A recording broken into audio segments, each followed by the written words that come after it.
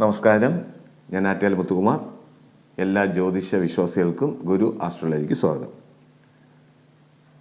ഇന്നത്തെ ജ്യോതിഷ ചിന്താ വിഷയത്തിൽ നമ്മൾ നോക്കാൻ പോകുന്നത് വ്യാഴപ്പകർച്ച, അതായത് വ്യാഴമാറ്റം. ഈ വരുന്ന 2024 മെയ് മാസം 1-ാം തീയതി ബുധനാഴ്ച ഉച്ചയ്ക്ക് 2:05 മേടത്തിൽ നിന്ന് ഇടവത്തിലോട്ട് വ്യാഴൻ്റെ പകർച്ച. അപ്പോൾ 1 വർഷ കാലയളവാണ് സഞ്ചാരം.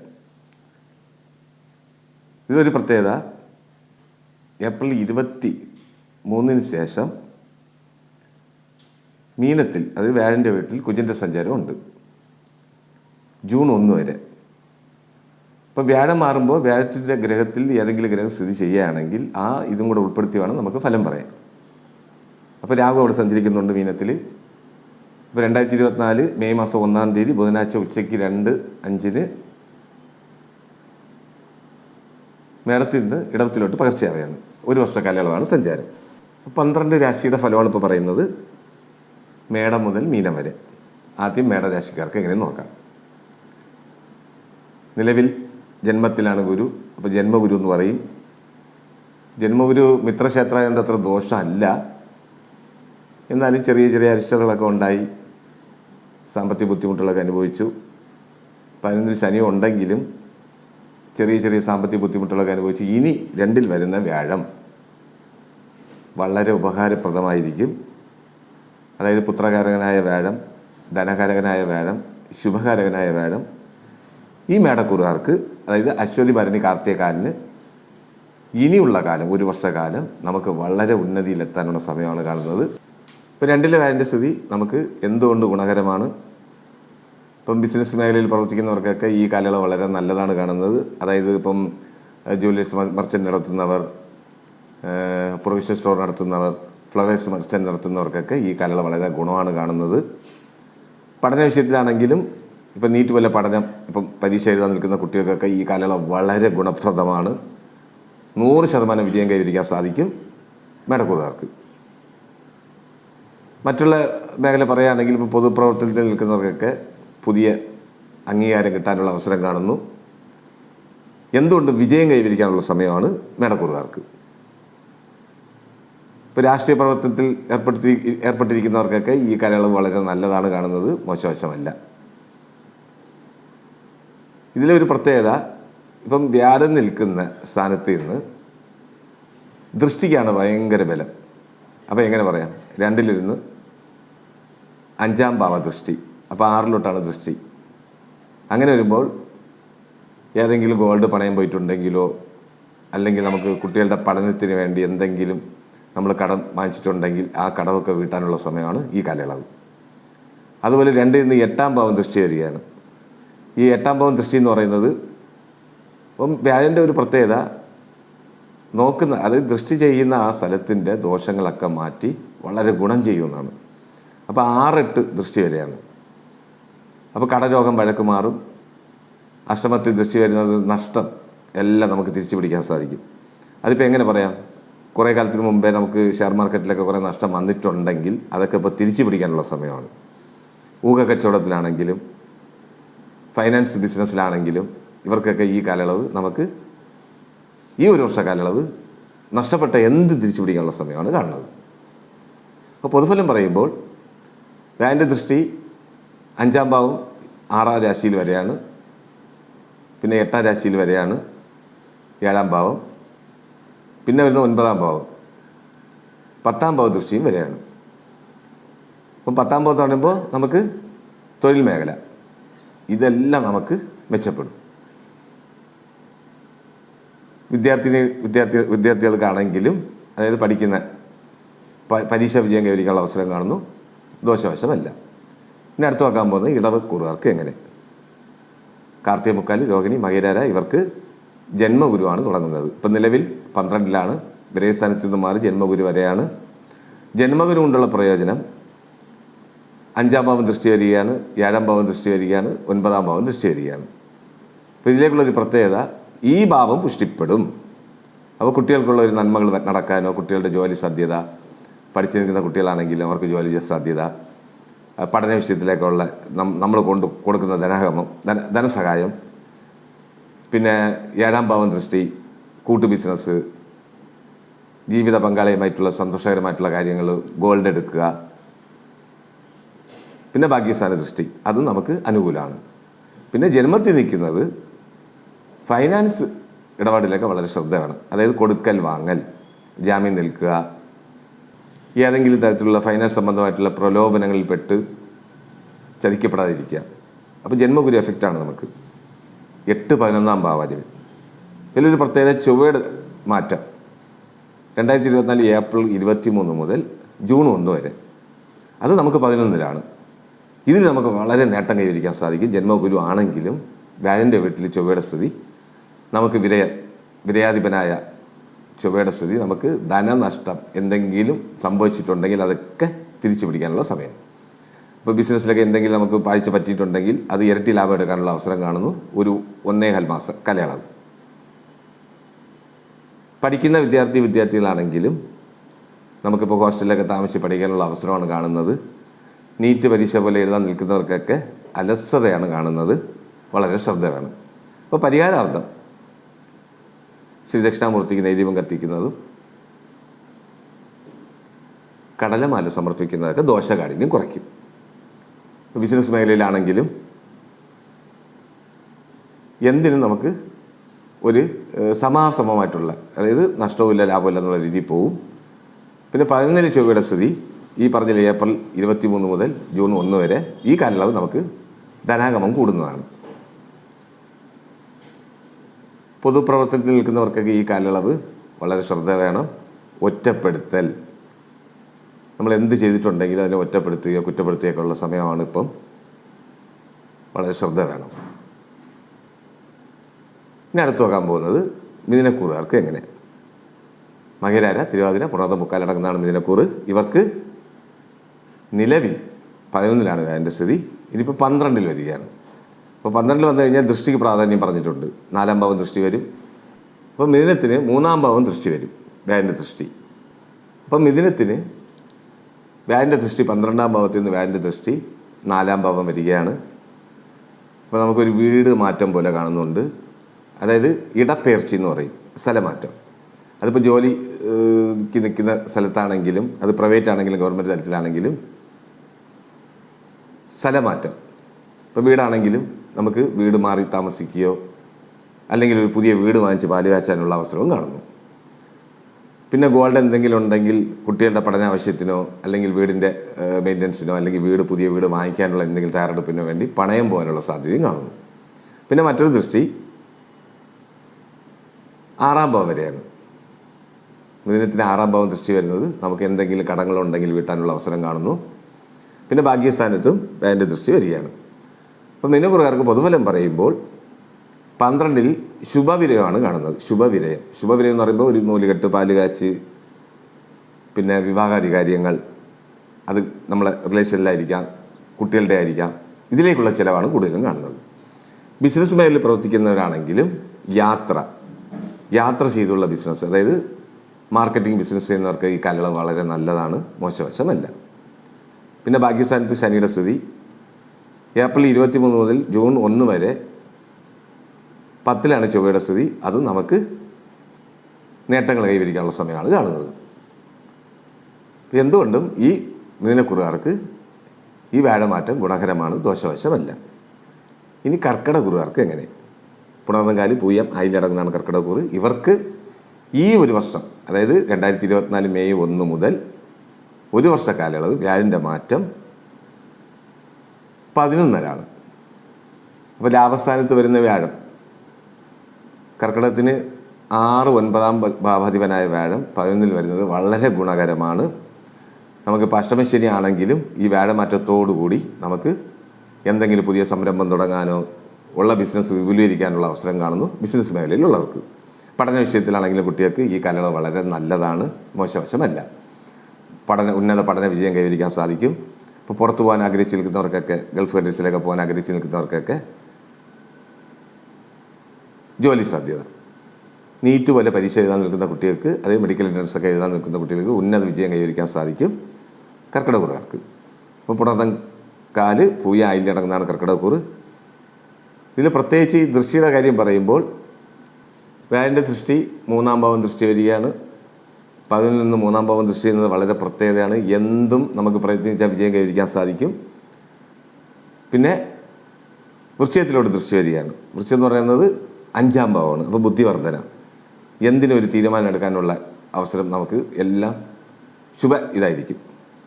പിന്നെ വരുന്നത് 8-ാം ഭാവം. 8-ാം ഭാവം ദൃഷ്ടി നമുക്കത്ര ദോഷമല്ല. എന്തെങ്കിലും നഷ്ടപ്പെട്ട് പോയിട്ടുണ്ടെങ്കിൽ, അതായത് ഇപ്പോൾ കച്ചവടത്തിലൊക്കെ നമ്മൾ കഴിഞ്ഞ കാലം എന്തെങ്കിലും, അതായത് ഷെയർ മാർക്കറ്റിലൊക്കെ എന്തെങ്കിലും നഷ്ടപ്പെട്ടിട്ടുണ്ടെങ്കിൽ ഇനി അത് തിരിച്ചു പിടിക്കാനുള്ള സമയമാണ് കാണുന്നത്. അപ്പം എന്തുകൊണ്ടും ഈ കർക്കിടകക്കാർക്ക് ഈ ഒരു വർഷ കാലയളവ് എന്തുകൊണ്ടും നമുക്ക് വളരെ ഐശ്വര്യപൂർണ്ണമായിരിക്കും. ഇനി അടുത്ത് നോക്കാൻ പോകുന്നത് ചിങ്ങക്കൂറുകാർക്ക് എങ്ങനെ. മകം പൂരം ഉത്തരാടം കാലടങ്ങുന്നതാണ് ചിങ്ങക്കൂറ്. ഇവർക്ക് കണ്ടകശനി ആണെങ്കിലും ഇനിയിപ്പോൾ 10-ലാണ് വ്യാഴൻ്റെ സഞ്ചാരം. നിലവിൽ ഭാഗ്യസ്ഥാനത്താണ്. 2024 മെയ് 1 മുതൽ ഒരു വർഷ കാലയളവ് 10-ലാണ് സഞ്ചരിക്കുന്നത്. അപ്പോൾ 10 എന്ന് പറയുമ്പോൾ നിൽക്കുന്ന സ്ഥാനം തൊഴിൽ സ്ഥാനമാണ്, കർമ്മസ്ഥാനം. 10-ൽ വ്യാഴം വന്നു കഴിഞ്ഞാൽ പദവി നഷ്ടപ്പെടുമെന്നാണ് പ്രമാണം. പദവി എന്ന് പറയുമ്പോൾ നമുക്ക് വേറൊരു ജോലി സാധ്യതയാണ് കാണുന്നത്. നഷ്ടം എന്ന് പറഞ്ഞാൽ നിൽക്കുന്ന ഫീൽഡിൽ നിന്ന് മാറി ചിന്തിക്കാനുള്ള അവസരം കാണുന്നു. ഒരു ബിസിനസ്സിൽ നിൽക്കുന്നവരാണെങ്കിലും മാറി ചിന്തിക്കാനുള്ള അവസരം കാണുന്നു.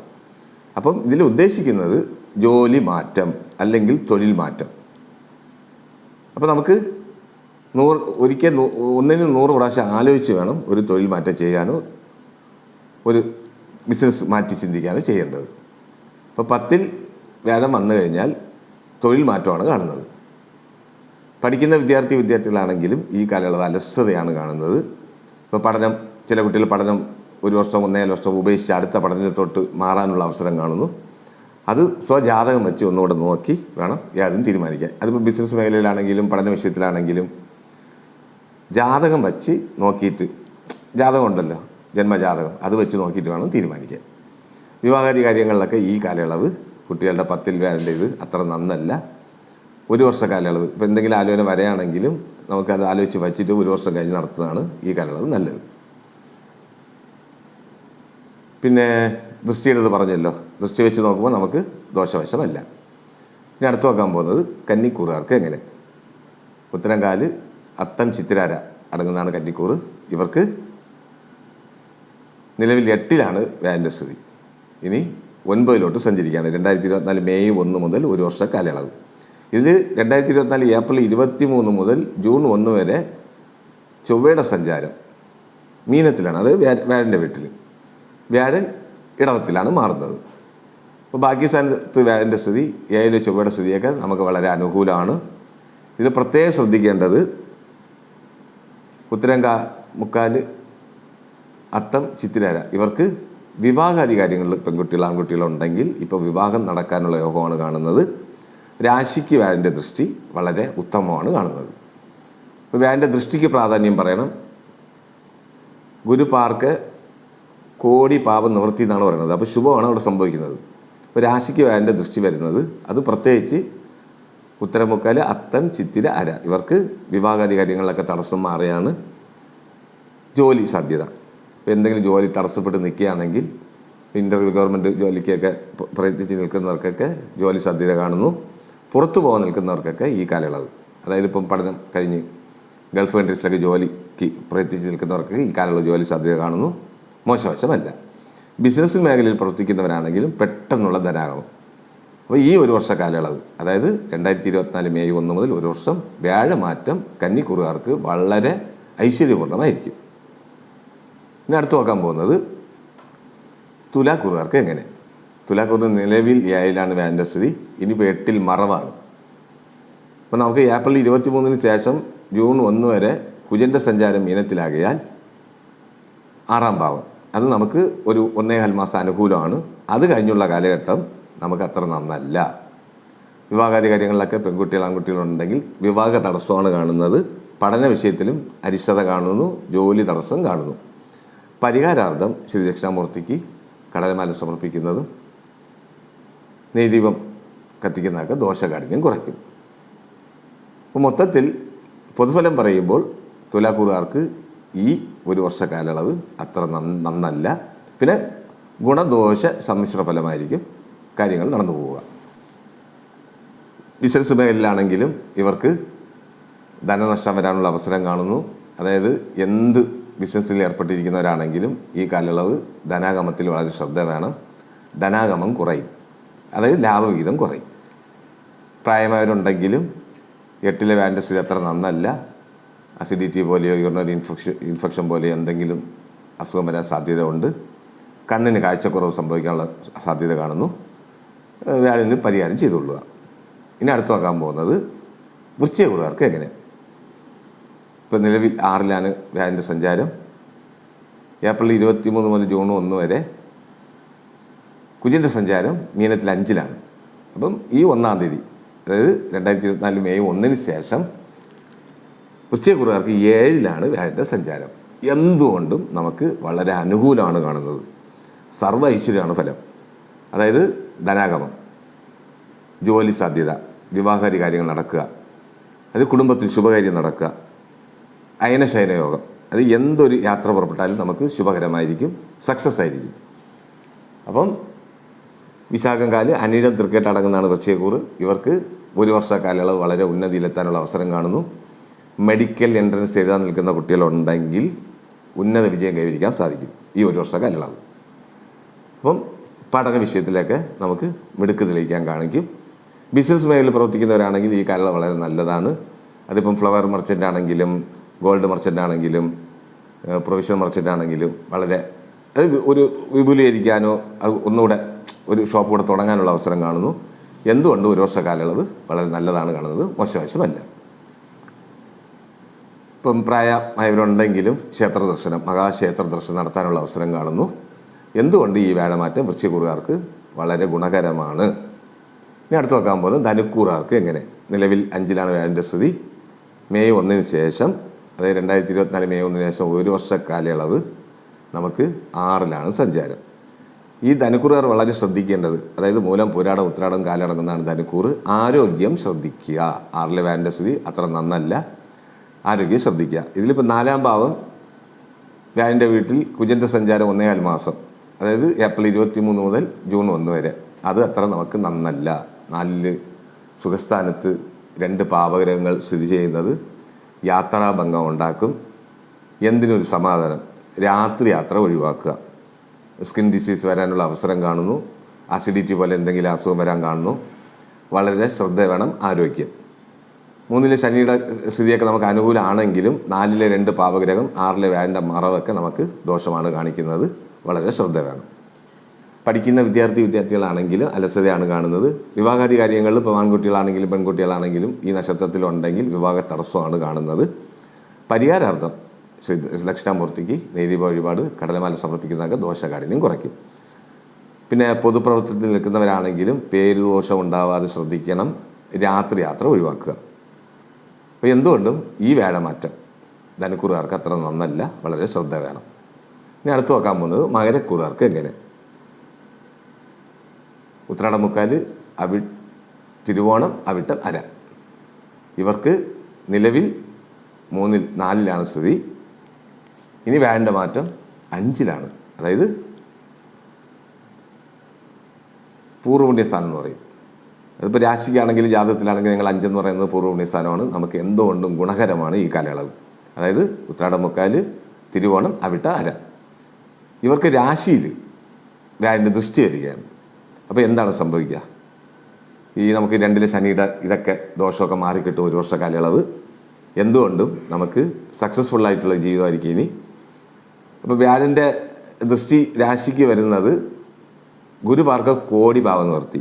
അപ്പോൾ എന്ത് ദോഷം ഉണ്ടെങ്കിലും നമുക്ക് മാറിക്കിട്ടും. ഇനി വിവാഹാദി കാര്യങ്ങളിലൊക്കെ പെൺകുട്ടികൾ ആൺകുട്ടികളുണ്ടെങ്കിൽ വിവാഹം നടക്കാനുള്ള യോഗം കാണുന്നു. പുത്രസമ്പത്ത് വരാനുള്ള യോഗം കാണുന്നു. പിന്നെ ധനാഗമം, പുതിയ ജോലി സാധ്യത, ഉന്നത പദവി യോഗം.